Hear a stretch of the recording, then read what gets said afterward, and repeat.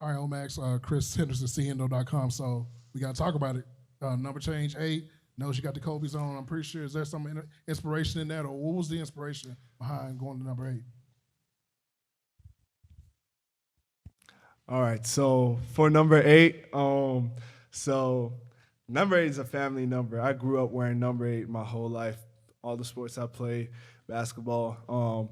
And it comes from my mom. My mom wore it in college, and she wore it because for her it meant it symbolized like infinity. So she really liked that. And then I was like, I got the opportunity to get it back this year. I'm like, I got to go back to my number 8. And obviously, big Kobe fan growing up, so, it comes from there too. So I'm so glad. I mean, every time I wear number 8, I feel like myself. So it's good. I'm glad to be back in it.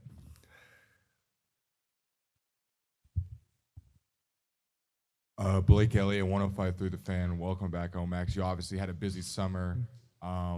Has Coach Kidd or any of the coaching staff talked to you about what they want your role to be on this team moving forward? Obviously, you kind of had the keys to the team this summer. Do you expect to have a bigger role this upcoming season? Absolutely. I definitely feel like, I will have a bigger role this season. But for me, first and foremost, Coach Kidd and everybody's told me, it's defense. It's on the defensive side of the ball. How can I come in and be a disruptor on that end? And, for me, I've worked a lot on my game all summer, all the areas of my game. But I think for me, if I could do that and, show that, I can really complement Luka and Kyrie on the offensive end and those guys and really just be a guy that could run, finish above the rim, and stretch the floor. But most importantly, guard.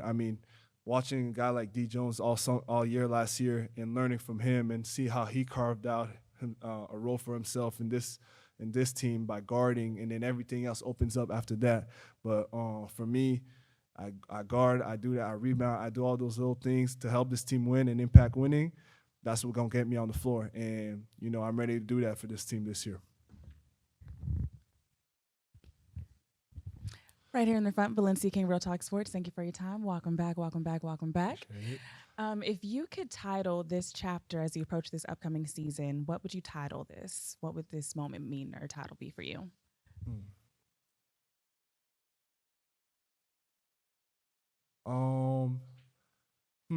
Title this chapter like season, like year 2. I would just say,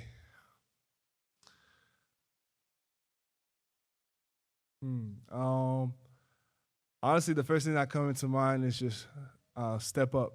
Just step up. I learned a lot from this past year, grown a lot, have all kinds of experiences from not playing, G League, all that stuff. And now all those experiences and all those, those areas of growth, now for me, it's an opportunity for me to just step up and take that next step and really, move forward as a, key piece on this team. And, I believe I'm ready for that, and I will do that. So, yeah. And I've been asking a few of your teammates this, so I'll ask you as well. What was the most enjoyable part of your summer outside of basketball? Yeah. The most enjoyable part of my summer, I would say, was going back. There's two parts. First one was supporting my sister in the Olympics, going out to France and watch her, represent the country. That was big for me. And the second part was being back home and hosting my camp in late August, just having, all those kids from the city and, inspiring them. There was over 100 kids there, so I had a great time. So those are 2 moments for my summer. What's up, Omax? What up? So speaking of your camp, you broke a 7'3", 13-year-old. What were your thoughts on him? Oh man, yeah, I know he's everywhere now. It was. When he first arrived to the camp, I was like, oh shoot, who is that? He's very young. I'm glad that now people are able to see him and he's out there now. So now it's all about for him, how will he keep growing, how will he keep work on his game. But the potential is there for sure. And to have another kid from the city to be out there and to be exposed here, that's what it's all about.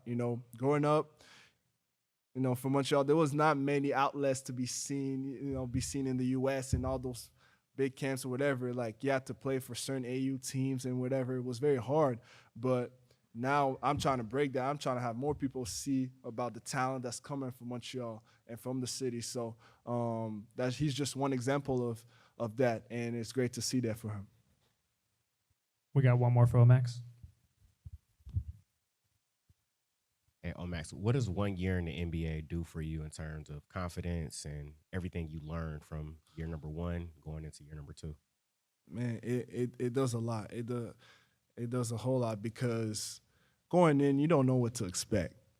People tell you this is how it is, this is what it is, but you don't know it till you experience it firsthand.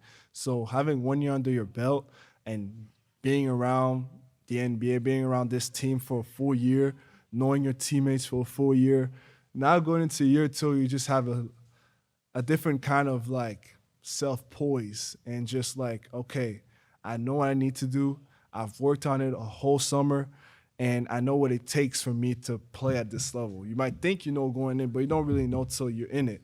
And I think everything that happened, like I said, in my first year is only preparing me for what I'm going to go through this season. And whatever comes forward, I'll be willing to do on the floor for this team, whatever it takes. So, yeah, I'm ready to go.